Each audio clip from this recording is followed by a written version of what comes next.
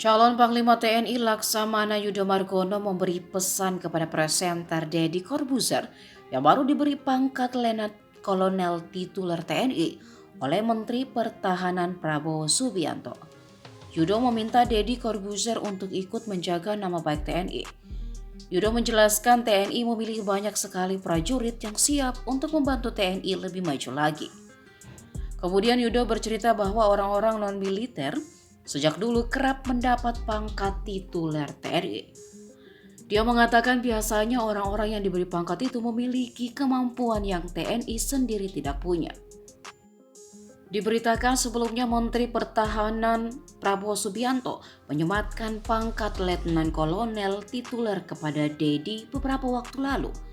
Juru bicara Menhan Prabowo Dhanil Anzar Simanjuntak menyebutkan bahwa penyematan pangkat tersebut tak lain karena Deddy mempunyai kemampuan khusus yang dibutuhkan oleh TNI, yakni kapasitas komunikasi di media sosial.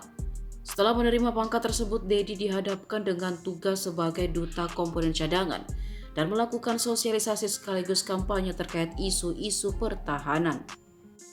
Dan kampanye tersebut akan dijalankan Deddy melalui media sosial.